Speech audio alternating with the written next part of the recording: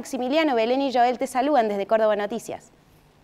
Hola Belén, hola Joel, un saludo para ustedes y Hola. la audiencia. Bueno, obviamente con muchísima angustia, lo vivimos principalmente porque venimos ya desde la entrada en vigencia de la ley con una complicación de hacer efectivo el cumplimiento y obviamente desde el momento en que el año pasado el diputado Sergio Massa, que es el presidente de la Cámara, planteó que esta ley no funcionó.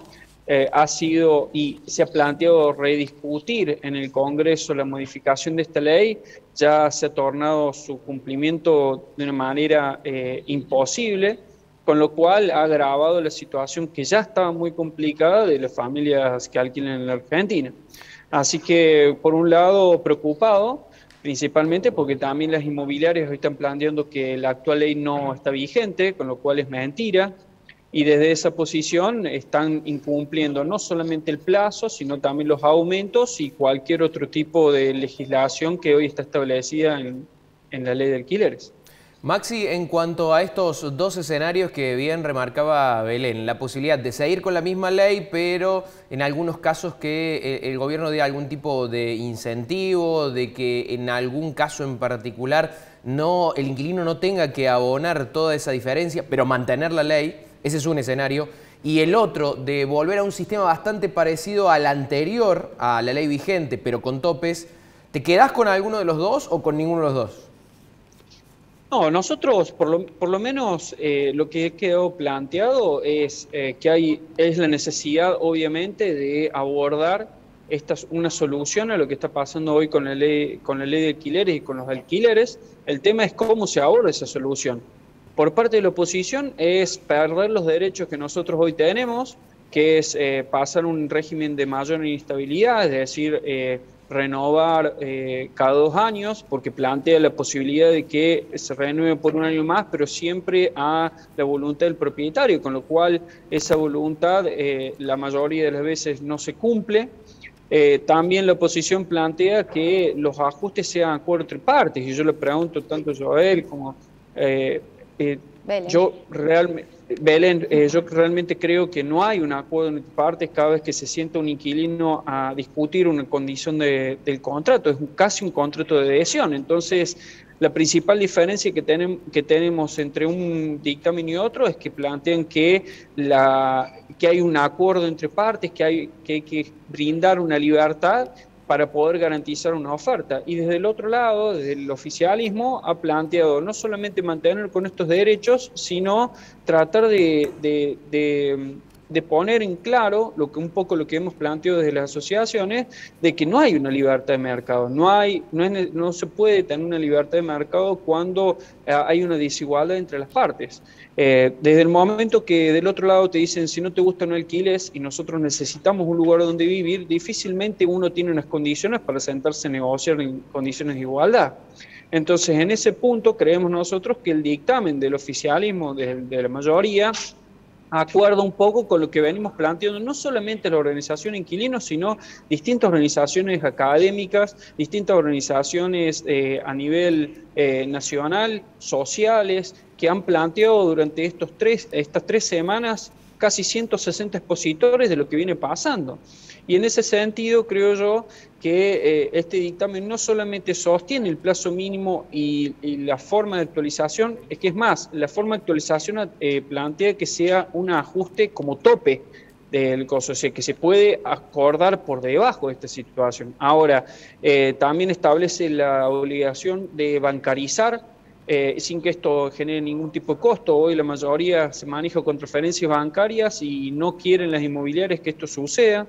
Establece la obligación de las inmobiliarias a registrar los contratos, no es que es el propietario, porque el propietario no podía y el inquilino tenía que denunciar en AFIP para esta situación para poder ejercer ese derecho que tenía de descontar del precio del alquiler lo que paga de impuestos a las ganancias. Establece también la prohibición de la publicación de alquileres en materia de lo que es moneda internacional, es decir, en dólares, que eso no está establecido, y a su vez también plantea un registro público de contratos de locación para que puedan la mayoría conocer cómo son estas situaciones y, como decías vos recién, regímenes de beneficios para los propietarios, cuando hay una diferenciación en un poco lo que nosotros venimos debatiendo y que nos generaba muchísima bronca, que ponen en esta situación o para tratar de justificar la modificación de la ley a la situación que viven los inquilinos y por otro lado a la de los pequeños propietarios, cuando en realidad el pequeño propietario hoy no está afectado por esta situación y no es que retrae la oferta. Hoy un propietario que vive, como ellos lo plantean, de esa diferencia para poder vivir, no va a tener su departamento hace 6 años, durante 6 meses sin alquilar o viendo si lo puede vender, sino que lo pone en venta. Y desde ahí también el pequeño propietario también genera un acuerdo, porque si el inquilino puede pagar y le cumple y le cuida el departamento, se genera una relación continua mucho más larga, con lo cual no es ni el propietario chiquito ni el inquilino el justificativo para que nosotros hoy perdamos derechos. Quiero centrarme en la actualización del alquiler, que es lo que más genera polémica, si se quiere, en esta nueva ley, digamos, la última ley de alquileres. Vos decís que sería arbitrario el acuerdo entre partes, algo que ya hemos visto que pasaba con la ley anterior. Pero también, ¿no te parece que se le está generando inseguridad a los inquilinos con esta fórmula de actualización en virtud del contexto inflacionario? Yo creo que principalmente nosotros hemos planteado en todo el debate, incluso lo volvemos a insistir ahora, que los ajustes de los alquileres sean de acuerdo a los salarios de los inquilinos, porque lo que estamos discutiendo y el problema que hoy tiene la mayoría de la gente que alquila es la pérdida del poder adquisitivo. En ese sentido, nosotros hubiéramos preferido que el ajuste sea de esa manera y no se logró esa situación. Ahora, sí creo que hay 3 cuestiones para tener en cuenta, que son la primera, que ese inquilino ha estado pagando y paga el mismo alquiler durante todo un año, o sea, no sé que hoy bien o servicio tenemos la garantía de pagar lo mismo durante todo un año, y también salen a contrarrestar esta libertad de mercado que les planteamos recién, donde si bien esto se ajusta de acuerdo a un promedio entre inflación y salario, ¿sí?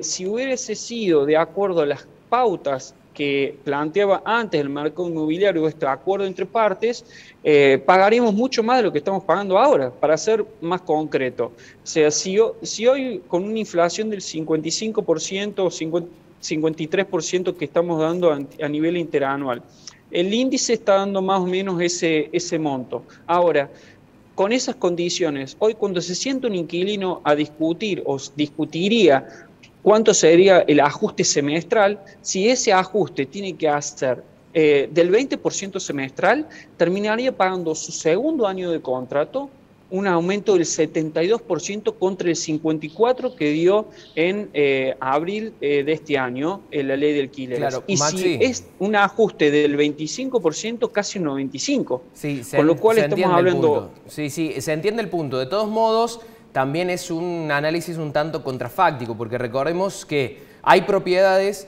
que antes de esta ley que está vigente estaban a la oferta de alquiler y que han salido. Al haber menos oferta de la propiedad, obviamente esto permite que los que han quedado dentro del mercado puedan presionar aún más o puedan elevar más sus alquileres, porque bueno, casi se torna un bien preciado, un departamento, una casa, digo, porque hay menos oferta en cuanto a eso.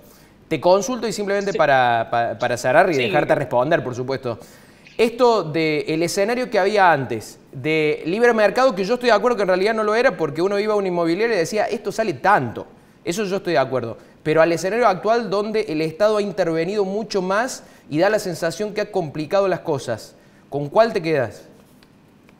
Yo creo que nosotros tenemos que legislar y ponderar cuál es el sector o la situación del más débil. O sea, si nosotros seguimos hablando de mercado, condiciones de mercado y leyes de mercado, nos ponemos como consumidores y desde ahí es un problema ya sustancial, porque no hay una libertad de poder elegir dónde vivir. No hay una libertad de poder, como recién vos comentabas, de poder elegir entre qué alquileres pagar y qué no, sino que terminamos hoy hacinados o pagando más alquiler de lo que estaban pagando antes. Y desde ahí el rol del Estado tiene que ser algo importante, donde, por ejemplo, en materia de créditos UBA ha avanzado el Estado garantizando y tratando de proteger a esos propietarios, pero bueno, ¿cuál es el problema? ¿Por qué no puede proteger a los inquilinos que están en otra situación o en la misma situación? Y no es una cuestión de ideología o cuestión de Argentina, sino que es algo que está sucediendo a nivel internacional. La presencia y garantizar desde el Estado el acceso a la vivienda digna. Y recién lo que comentaba, yo creo que nosotros cuando estuvimos discutiendo durante 5 años la ley de alquileres, esa ley de alquileres se planteaba la necesidad de poder inyectar y generar condiciones para mejorar la oferta de bienes para alquilar, ¿sí?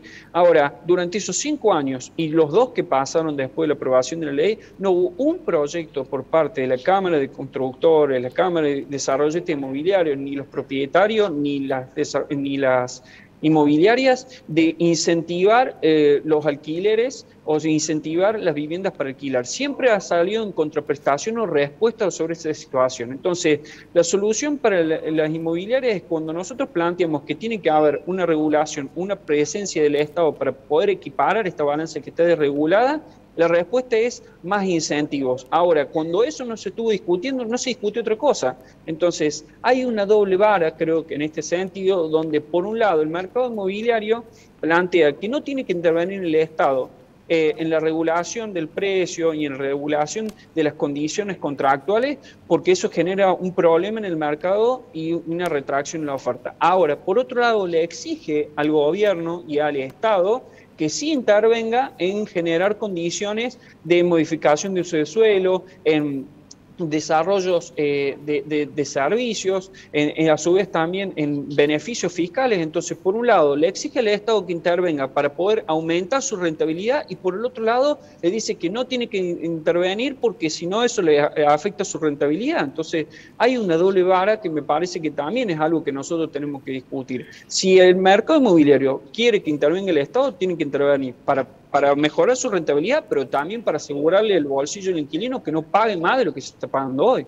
Excelente, Maximiliano. Muchas gracias por traernos entonces la postura de los inquilinos. Veremos cómo se resuelve entonces esta situación polémica que tiene varias aristas aquí con la ley de alquileres. Muchas gracias. Muchísimas gracias a ustedes. Allí